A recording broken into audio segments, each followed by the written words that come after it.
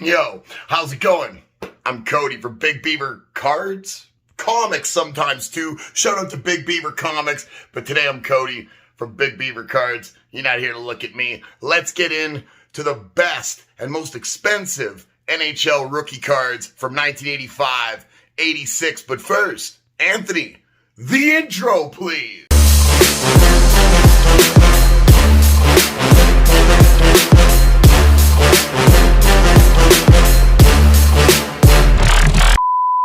So as I was saying, if you haven't already, check the back catalog. We started this retrospective series on NHL rookie cards back in 1979. And we're going to work our way all the way into the modern era. Not to mention we're going to do football, baseball, basketball as well. You're going to want to subscribe, like this video. But for now, let's start the video off. 1985-86 is going to consist of only OPG cards again. And unfortunately, there just weren't that many superstars, so we're going to start with a first time here on the channel. We're going to start with an honorable mentions list. Let's take a look at the honorable mentions. And it's a good list of players, like real credible players who did a lot of stuff throughout their careers, long careers in the NHL, but guys who obviously didn't transcend into that next level, the Hall of Fame level, the generational talent. We don't have anybody who carried teams on their back to Stanley Cups or 4, 5, 6, 7-time All-Star appearances, a goal-scoring leader, none of that.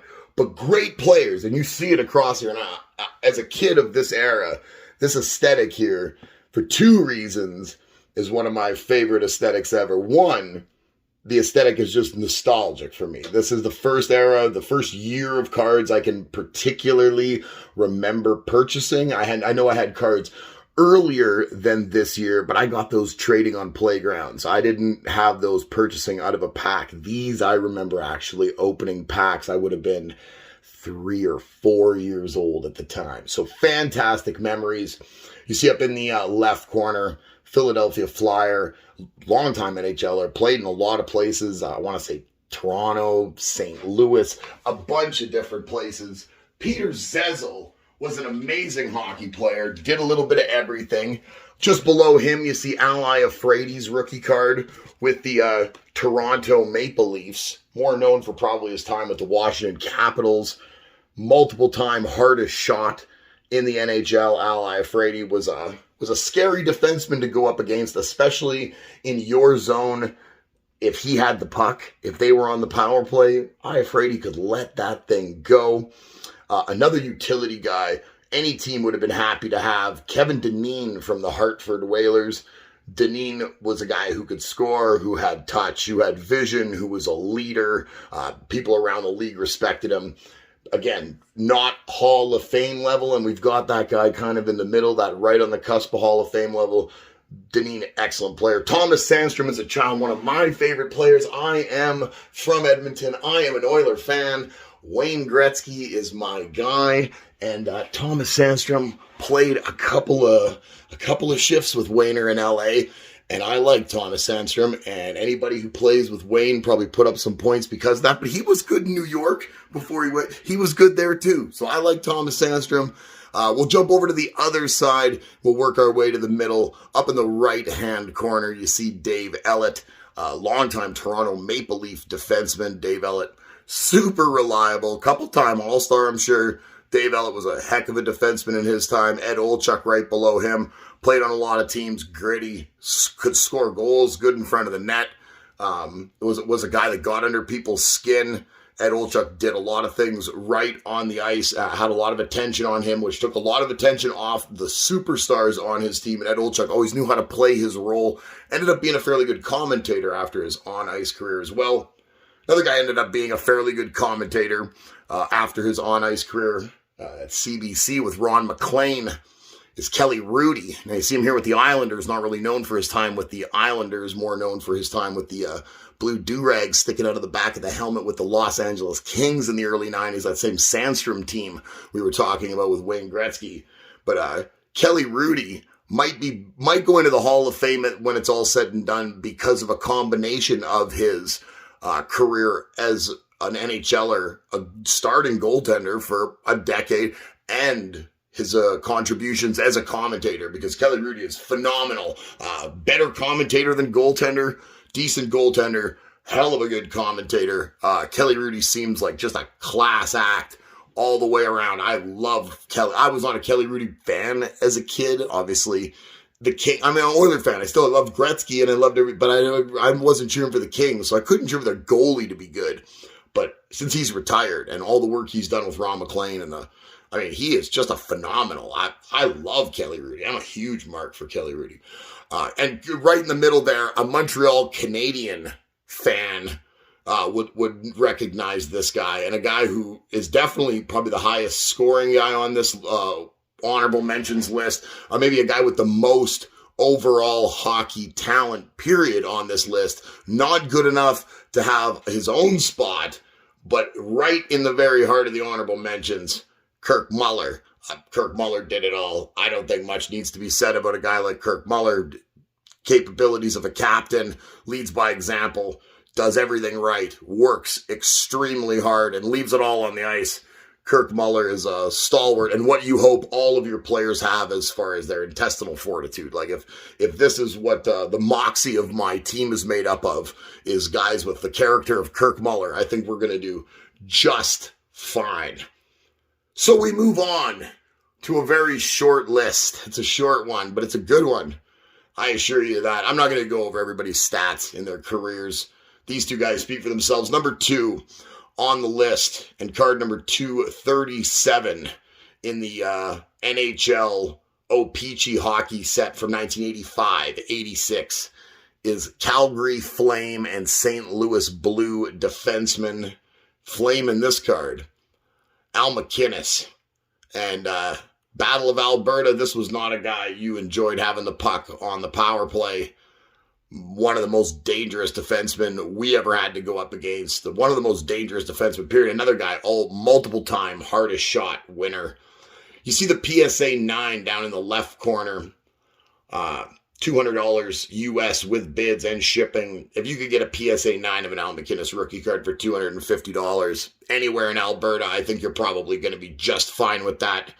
Your pop count, 834 is your total. Only 32 10s. We're still struggling to see a lot of 10. We're getting numbers of guys getting graded here. I'm actually surprised MacInnis hasn't cracked 1,000 with how, there's a generational talent, right? Like, you tell me from this era, who are the defensemen, right? We've seen a couple of them so far in these lists. You've seen the Ray Borks, but Al MacInnis you've seen the Paul Coffeys. Al MacInnis is right there. He is absolutely right there, because his talent, his ability to move the puck up the ice. If you ever watched this guy skate, it was just glide, and the strides, like 3 strides and he was half the rink. It was unbelievable, man. Such a talent. I could never understand. He went to St. Louis, man, and St. Louis just couldn't turn the corner and win that title. And he was there for a while. Him and Pronger, that was a crazy defensive pairing.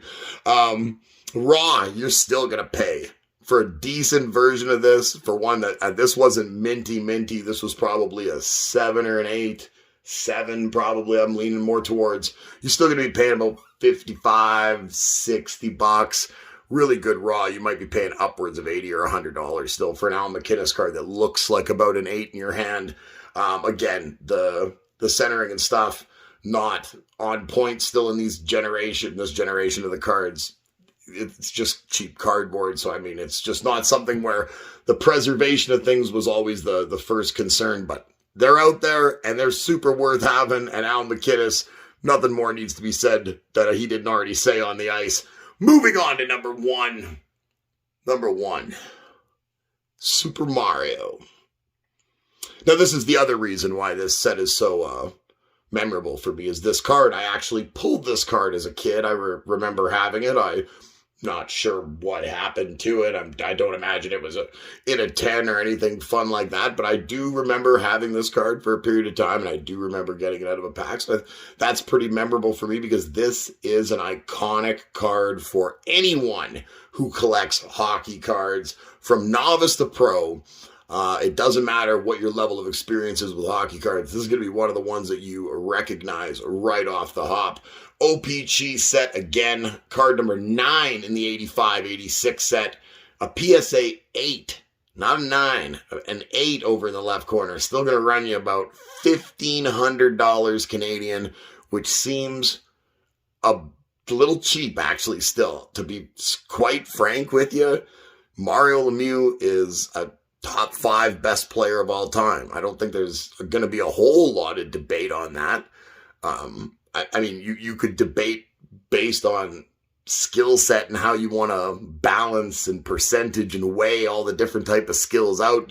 Was he as gritty as a Mark Messier? Maybe not, but I think Mario, being a big guy, used his body as well, if not maybe better than Messier did, while Messier was maybe more physical, and I'm a huge Messier fan, so I don't know. Mario's in the top 5, I would think, in the consideration, so that seems cheap.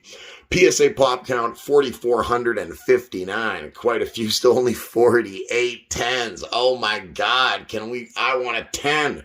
What if that one I had as a kid was a 10? Oh, I'm depressed over here now. I'm depressed. Raw, you're still going to pay for just a kind of an average copy, a 5.6. You're still going to pay about $300 and some dollars. Probably a pretty decent copy. I would say a strong 7. You're probably looking at about $800 to $1,000 raw, and that seems fair. This is a card that has been known to be faked, so you do need to watch out for that. Please do your research. If you're not sure, have an expert with you. Have people that have handled these cards before that can take a look at things. Make sure you're dealing with people with good reputations, that have references, that have whatever it happens to be, whether it's an eBay store or a Facebook page. Make sure you're dealing with people where you can corroborate that they actually do healthy business, because we want to make sure when you're purchasing your Mario Lemieux rookie card, which Godspeed to you, my man, I hope you get it, because I want one of these too, that everything's on the up and up, because that's the best way to do business, is by negotiating and transacting in good faith. That's what I got for you. I'm Cody for Big Beaver Cards. Stop by Big Beaver Comics. If you like comic book sales, we do those on Facebook over on Fridays and Saturdays. You can follow us on Instagram as well. We ship comics across Canada and the United States. Subscribe to this channel, Big Beaver Cards. Like the video, share it with a friend. Anthony, roll the outro.